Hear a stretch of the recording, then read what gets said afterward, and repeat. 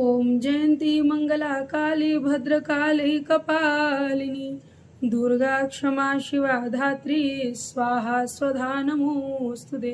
ओम नमो नारायण। माँ भगवती कृपा आप सभी पर सदैव बनी रहे।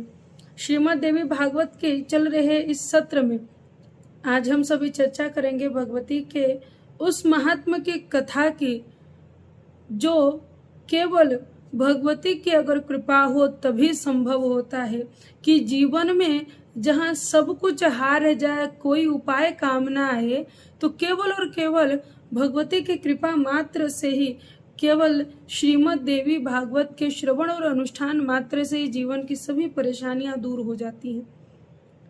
आइए इस महात्मा के अंतर्गत सूत जी महाराज सौनकादि ऋषियों को श्रवण कराते हुए कहते हैं कि एक बार ऋषि अगस्त स्कंद यानी कि कार्तिकेय जी के पास जाते हैं और उनसे धर्म चर्चा करते हैं। कार्तिकेय जी श्री अगस्त जी को बताते हुए, श्रवण कराते हुए गंगा जी की महिमा, मणिकर्णिका की महिमा, काशी जी की महिमा और अन्य सदग्रंथों की उनके साथ चर्चा करते हैं।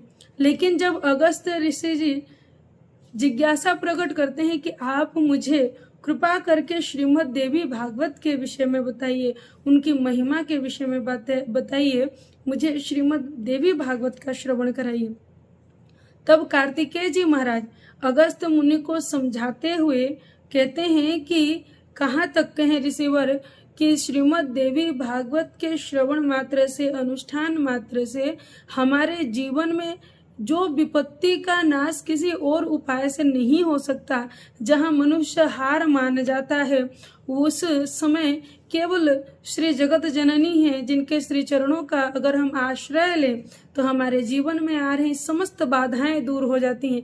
कहते हैं कि इसी संबंध में मैं तुम्हें एक कथा सुनाता हूँ। कहते हैं कि विवस्वान जी के पुत्र श्राद्ध देव जी का कोई संतान नहीं थी। अगस्त ऋषि जो उनके पुरोहित थे, उनके कहने पर श्राद्ध देव जी ने पुत्रेष्टि यज्ञ किया, लेकिन उस यज्ञ में एक त्रुटि हो गई। और वो त्रुटि क्या है? पुत्रो दीयताम के जगह होता ने पुत्री दीयताम, यानी कि पुत्र प्राप्ति की जगह पर होता ने आहुति देते समय पुत्री दीयताम यानी कि पुत्री की कामना करके आहुति दी। फलस्वरूप विवस्वान जी के पौत्री के रूप में श्राद्ध देव जी के घर इला नामक एक कन्या का जन्म हुआ। और जब श्राद्ध देव को इन सभी विषयों का पता चला तो वशिष्ठ जी के पास गए और प्रार्थना करने लगे कि हे गुरुदेव, आप कोई ऐसा उपाय करिए कि जो भूल हुई है और जिसके कारण से हमारे घर में कन्या उत्पन्न हुई है, क्योंकि हमें इस राज्य कार्य को संभालने के लिए, इस राज्य को आगे चलाने के लिए एक पुत्र की भी आवश्यकता है। इसलिए आप कृपा करके कैसे भी उस कन्या को पुत्र रूप में परिवर्तित कर दीजिए। वशिष्ठ जी आप सभी जानते हैं कि वो ब्रह्मर्षि थे, ब्रह्म को जानने वाले थे, अत्यंत तपस्वी थे। अपने तप बल से उन्होंने इला को पुत्र रूप में परिवर्तित कर दिया और उसका नाम रखा गया सुद्युम्न। सुद्युम्न अब धीरे धीरे बड़ा हो गया और अपने साथियों के साथ आखेट करने के लिए एक बार वन में गया।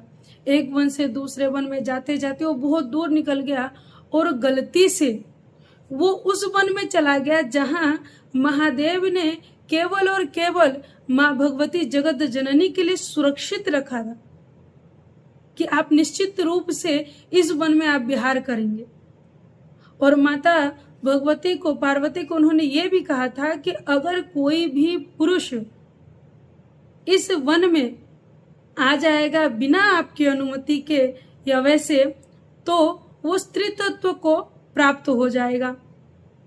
इन सभी घटनाओं से परिचित न होते हुए सुद्युम्न अनजाने में उस वन में प्रवेश कर जाता है और फलस्वरूप सुद्युम्न के साथ साथ उसके घोड़े और उसके सभी साथी स्त्री तत्व को प्राप्त कर जाते हैं।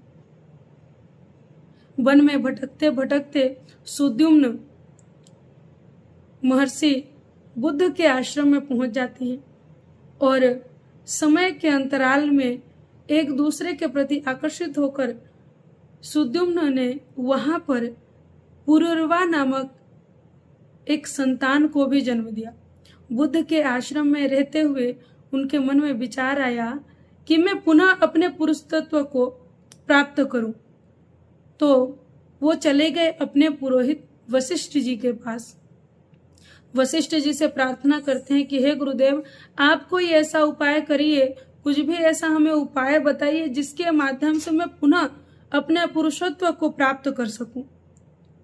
तो वशिष्ठ देव जी भगवान शंकर की, देवादिदेव महादेव की आराधना करते हैं और महादेव प्रसन्न होकर वशिष्ठ जी को आशीर्वाद देते हैं कि आपका यजमान 1 माह तक के लिए पुरुष और 1 माह तक के लिए स्त्री रहेंगे।